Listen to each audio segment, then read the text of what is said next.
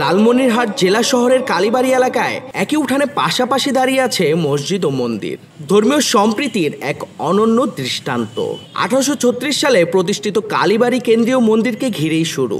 পরবর্তীতে নামাজ আদায়ের জন্য তৈরি হয় ছোট একটি ঘর, যা পরে পরিচিতি পায় পুরানবাজার জামে মসজিদ নামে। তখন থেকেই একই উঠানে চলছে মসজিদ ও মন্দিরের কার্যক্রম।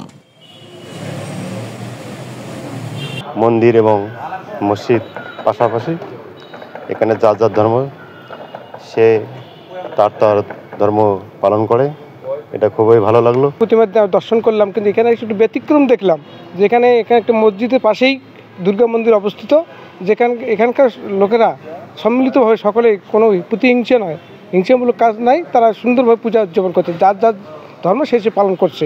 আমাদের এই লালমনিরহাট জেলায় দুটি ধর্মের সম্প্রীতি, ভালোবাসা, আমরা একে অপরের ধর্মকে কখনো বিঘ্নত সৃষ্টি করি না। আমরা নামাজ পড়ি, তাদের ধর্ম উদযাপনের ক্ষেত্রে আমাদের নামাজে কোনো ত্রুটি হয় না, কোনো সমস্যা হয় না, এবং আমরা যে নামাজ পড়ি, আজান দেই, আমাদের ইবাদত বন্দিগিতে তাদেরও কোনো সমস্যা হয় না।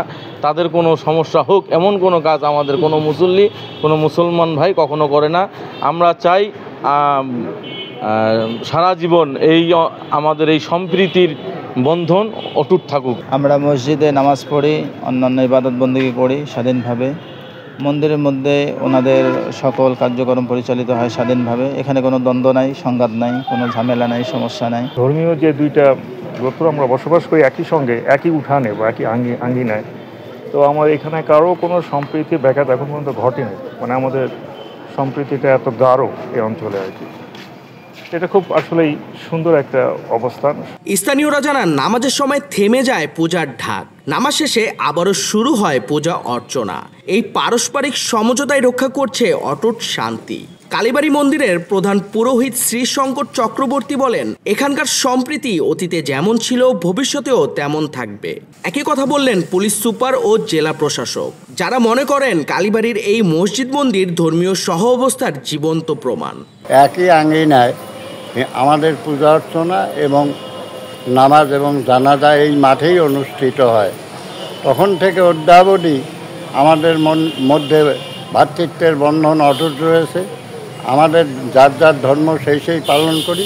হিন্দুরা তাদের যে দুর্গা উৎসব পালন করছে, সেখানে তারা আমাদের নামাজের সময় বিরতি দিয়ে তারা সেই পূজা অর্চনা করে থাকে। নামাজের সময় কোনো প্রকার বিভ্রান্ত হয় না বা কোনো প্রকার বাজনাও বাজানো হয় না। এটা দেখে আসলে আমাদেরকে শিক্ষা নেওয়া উচিত যে এত বড় একটা দুইটি ধর্মের একটি সম্প্রীতির একটা বন্ধন, এটার জন্য অটুট থাকে সারা বাংলাদেশে। আমরা এটাই প্রত্যাশা করি। আমরা দীর্ঘ 150 বছর আমরা একসাথে আছি, আমাদের মধ্যে কোনো ভুল বুঝাবুঝি হয়নি এই পর্যন্ত, ইনশাল্লাহ আগামী দিনেও হবে না। সারা বাংলাদেশে এরকম মসজিদ এবং মন্দির পাশাপাশি একটা নজির, একটা একই মাঠ, যেখানে আসলে আমাদের মুসলিমরাও আসলে জমায়েত হয়, এবং পাশাপাশি যখন হিন্দু ধর্মীয় যখন উৎসব পালন হয়, তারাও ঠিক একই মাটি ব্যবহার করতেছে। তোমাদের মুসলমানদেরও জানাজার এখানেই হয়, আমাদের মন্দির সামনেই, তার কোনোদিন কাজ দিয়ে খায় নেই। মুসলমানরা খুব ভালো এখানকার, কোনো সমস্যা এ যাবত দেখি না। আমি প্রায় 25 বছর থেকে এই জায়গায় আছি। সুন্দরভাবে দুর্গা পূজা উদযাপন হয়, সবাই সহযোগিতা করে, এলাকার লোকজনও। তা দেখা যায় এখানে কোনো সমস্যা হয় না, মোটামুটি ভালো। এখানে সুন্দর শৃঙ্খলা অথবা ভালোভাবেই পূজা পানি করতে পারি আমরা। আজও দূর দূরান্ত থেকে মানুষ ছুটে আসেন এই দৃশ্য দেখতে, এমনকি কয়েক দেশের রাষ্ট্রদূত ঘুরে গেছেন এই উঠান। কালীবাড়ির এই মসজিদ মন্দির কেবল একটি উপাসনালয় নয়, বরং সারা দেশের জন্য শান্তি ও সম্প্রীতির প্রতীক।